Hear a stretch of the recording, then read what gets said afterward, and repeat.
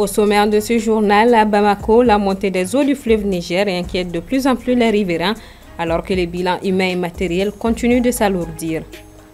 La médecine traditionnelle demeure une pratique vivante, transmise de génération en génération. Considérée comme un trésor de savoir et de remèdes, elle continue d'accompagner la population dans leur quête de bien-être, malgré les défis liés à son encadrement. Afrobasket U16, les Maliennes poursuivent leur quête d'un 9e titre consécutif, tandis que les garçons espèrent renouer avec la gloire après leur sacre historique de 2017. Ça se passe au Rwanda. Mesdames et messieurs, bonsoir. Selon un communiqué du comité interministériel de gestion des crises et catastrophes en date du 29 août, les cours d'eau du fleuve Niger, du Bani et du fleuve Sénégal sont en crue et le bilan humain et matériel s'alourdit. Cette montée des eaux du fleuve dans la capitale est un sujet de préoccupation majeure pour la population riveraine qui ne cache pas leur inquiétude face à la situation. Djeneba Samaki. Les communiqués du comité interministériel de gestion des crises et catastrophes rapportent que depuis le début de la saison des pluies, 23 personnes ont perdu la vie et 16 437 personnes sont sinistrées. Les pluies diluviennes ont également entraîné l'effondrement de 1105 maisons et affecté 2017 ménages.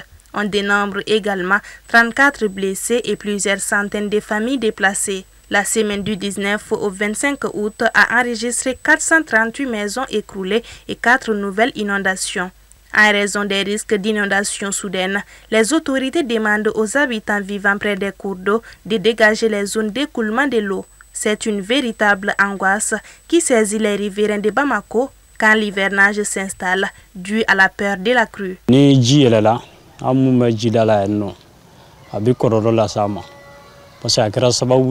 Mɔgɔ dɔw yɛrɛ déplacera ka bɔ u sigiyɔrɔ la.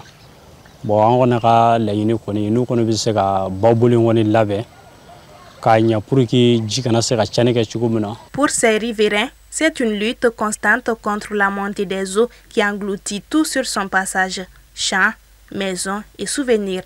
Bon an yɛrɛ kɔni b'a jateminɛ k'a fɔ sisan kɔni ji nana an bɛ lafiya mais ji nali o bɛ se ka kɛ sababu ye ka kɔlɔlɔba de las'a ma min bɛ an bolofɛnw tiɲɛ.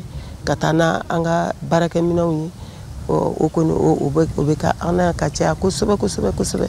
Saro a y'a kɛ nin cogo la tilala kana an kɔni an bɛ baara la an jɔrɔlen don dɛ. Selon des environnementalistes, en plus du changement climatique, le comportement joue également un rôle dans l'intensité de ces crues. En réalité, quand tu prends le réchauffement climatique, quand on essaye de trouver les causes, elle est causée à plus de 90% par nos comportements quotidiens. Donc c'est les mêmes comportements qui font qu'on fait face à ces précipitations qui sont aggravées par le dérèglement climatique. Il faut qu'on puisse changer de comportement. Le fleuve n'est pas une poubelle. Il est aussi important que l'État aussi puisse prendre ses responsabilités et aussi de mettre des sanctions. Les prévisions météorologiques indiquent que la saison des pluies n'est pas terminée et que d'autres fortes précipitations sont attendues. Dans un communiqué publié le 31 août, le gouverneur de la région de Kaï a annoncé la prolongation de 30 jours du couvre-feu instauré depuis 2 mois en raison de la persistance de la menace sécuritaire. Aminata Keita. Le couvre-feu instauré dans la région de Kaï suite aux attaques coordonnées du 1er juillet 2025 ayant visé la région ainsi que 6 autres localités à savoir Sandaré, Nyoro du Sahel, Gogi, Diboli, Nyono et Molodo est prolongé. Selon le communiqué, le gouverneur de la région a décidé de prolonger le couvre-feu en raison de la situation sécuritaire. Cette reconduction a pris effet hier 31 août et s'étendra jusqu'au mardi 30 septembre 2025. Contrairement au couvre-feu instauré le 1er juillet dont les horaires étaient de 21h à 6h, cette troisième reconduction suit le même horaire que le deuxième, à savoir de 0h à 5h du matin. Seuls les véhicules et engins des forces de défense et de sécurité ainsi que les ambulances munies d'un ordre de mission sont exemptés de restrictions. Selon le rapport du Haut Commissariat des Nations Unies pour les réfugiés HCR dont le nouveau représentant Pierre Camara a été reçu par le Premier ministre le 29 août, au premier semestre 2025, la région de Kaï a enregistré 101 incidents sécuritaires ayant causé 222 victimes civiles. Un chiffre qui reflète l'ampleur de la menace dans la zone dite stratégique dans le dernier rapport du Tombouctou Institute qui documente le fait que les groupes armés opèrent dans la zone frontalière entre le Mali, le Sénégal et la Mauritanie. À Bamako, de nombreuses personnes continuent de se tourner vers la médecine traditionnelle, perçue comme une source de savoir ancestral et de solutions accessibles. Mais derrière cet engouement se cachent aussi des dérives commerciales qui fragilisent la crédibilité du secteur. Assitou Mani Koulibaly. Le saviez-vous? La plupart des personnes sondées ce lundi affirment faire plus confiance aux feuilles de plantes médicinales qu'aux comprimés prescrits. Cette préférence, disent-elles, s'explique par l'efficacité et la rapidité avec lesquelles les plantes redonnent des forces aux malades.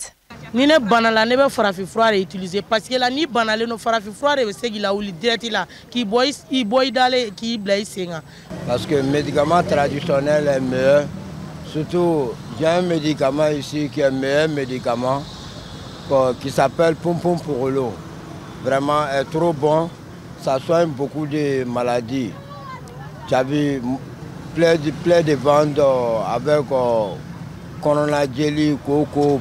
Ali ti foi ti filɛ n'a bɛ ne ka den na o bɛ fɛ hali n'a taara dɔgɔtɔrɔso la n'a nana ni an ye soin kun fɔlɔ kɛ k'a dɔn nin bana de b'a la ne kɔni ni bana bɛ ne la wa a bɛ ne ka denmisɛnnin na an b'a analyse kɔni kɛ fɔlɔ k'a dɔn nin bana de don ni ne kɔni y'a dɔn nin bana de don ne b'a farafin fura kɛ. Il n'est pas surprenant de voir des femmes et des hommes devant certains kiosques de vente de médicaments traditionnels. Le processus est assez simple. Le tradithérapeute identifie le problème, puis recommande les feuilles ou décoctions appropriées. Ici, on trouve de tout.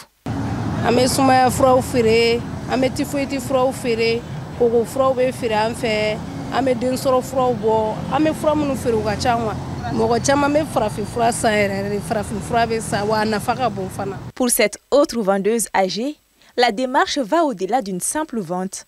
Elle s'informe également de l'état des nouveau-nés en proposant aux parents certaines plantes pour accompagner la croissance de l'enfant.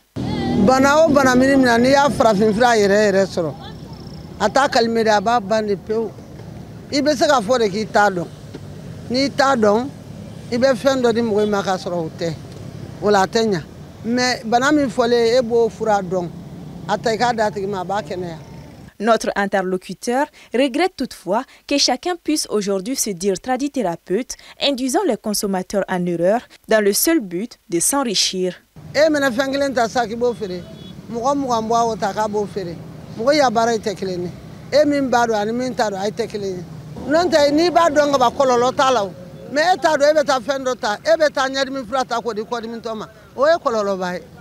Au Mali, la pharmacopée constitue une réelle opportunité de solution de santé. Reconnue par l'Organisation mondiale de la santé et encadrée par une loi nationale depuis 2009, elle est largement consommée et ses produits restent accessibles. Mais, sans contrôle rigoureux, ce secteur demeure exposé à des dérives commerciales et à des risques pour les malades. Direction le Sénégal, le Forum africain sur les systèmes alimentaires s'est ouvert ce 1er septembre pour 5 jours. Ce rendez-vous majeur réunit plusieurs acteurs engagés pour une Afrique nourricière, résiliente et durable. Assetou Bouari. Le chef de l'État sénégalais, Bassirou Diomaye Faye, a lancé ce lundi un vibrant plaidoyer pour une mobilisation financière massive en faveur de l'agriculture africaine. C'était lors de l'ouverture du Forum sur les systèmes alimentaires africains à Dakar. La rencontre ayant pour thème « Jeunesse, moteur de la collaboration, de l'innovation et de la transformation des systèmes alimentaires ». Ce forum va réunir environ 6 000 acteurs du secteur agroalimentaire. Occasion pour le président sénégalais Bassirou Diomaye Faye d'insister particulièrement sur la nécessité d'investir dans la formation et l'accompagnement des jeunes. Cette mobilisation budgétaire s'impose d'autant plus que l'Afrique fait face à un défi alimentaire majeur. Avec plus de 700 millions de personnes qui ont souffert de la faim dans le monde durant l'année précédente, en particulier en Afrique. Selon les données de la FAO, le continent ne peut plus se permettre de sous-investir dans son agriculture. L'objectif ultime de cette mobilisation financière est de faire de l'agriculture un choix de carrière désirable pour les jeunes Africains et de réaliser notre suffisance alimentaire. Cette transformation nécessite de repenser entièrement la place de l'agriculture dans l'économie africaine, en passant d'un secteur de survie à un secteur d'innovation et de croissance. Un puissant séisme de magnitude 6 a frappé dans la nuit de dimanche à lundi l'est de l'Afghanistan. Le bilan est lourd, plus de 800 morts et près de 3000 blessés selon les autorités. Plusieurs villages ont été totalement détruits et les secours appuyés par l'armée peinent à atteindre les zones sinistrées. Le pays, déjà plongé dans une grave crise humanitaire, lance un appel urgent à l'aide internationale. Sport, Mercato, Amari Traoré, latéral droit des Aigles du Mali, s'est engagé ce dimanche avec le Paris FC pour 2 saisons et une en option. Le joueur de 33 ans arrive de la Real Sociedad et retrouve un club où il avait commencé sa carrière européenne en 2012. Fatma Tawassiou. Le Paris FC a officialisé ce dimanche la signature de Amari Traoré, latéral droit de la Real Sociedad et international malien. Le défenseur de 33 ans s'engage pour 2 saisons avec une année supplémentaire en option contre un montant estimé à 4 millions d'euros bonus compris. Un renfort de poids pour l'effectif de Stéphane Guilly qui réclamait depuis plusieurs semaines un joueur d'expérience à ce poste. Ce recrutement a une grande portée symbolique. Après 13 ans, depuis ses débuts européens avec le Paris FC, alors en national, Amari Traoré fait son retour au club où il a débuté en 2012 après sa formation à l'Académie Guilou de Bamako. Depuis, son parcours l'a conduit à Rennes, puis à la Real Sociedad où il n'entrait plus dans les plans. Avec 223 matchs de Ligue 1 au compteur, il apporte un vécu précieux pour un club parisien encore novice en première division.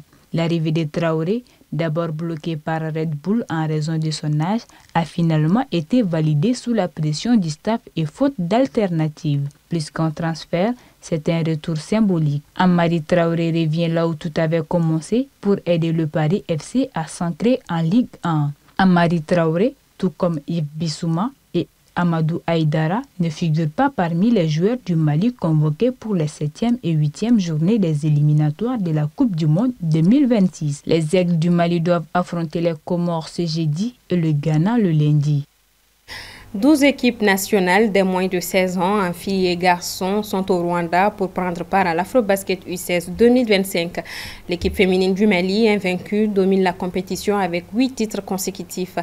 Quant aux garçons, ils se sont illustrés avec un titre en 2017. La compétition est prévue du 2 au 14 septembre. Soumaïla Fani. Ce mardi 2 septembre à Kigali au Rwanda, le coup d'envoi de la 9e édition de l'Afrobasket U16 pour les filles et les garçons sera donné. En tout, 12 sélections nationales du continent vont se mesurer dans l'espoir de remporter la gloire et de faire leur place dans l'histoire. Depuis quant aux garçons, ils se sont illustrés avec un titre en 2017, 4 médailles d'argent et 2 médailles de bronze. Pour la seconde fois, Kigali accueille l'Afrobasket U16 féminin. Pour rappel, les 2 finalistes de l'Afrobasket U16 féminin 2025 représenteront l'Afrique lors de la Coupe du monde de basketball féminin U17 FIBA 2026. Voilà, c'est ce qui referme ce 1945. Merci à vous de l'avoir suivi. À demain, même heure, même plateau.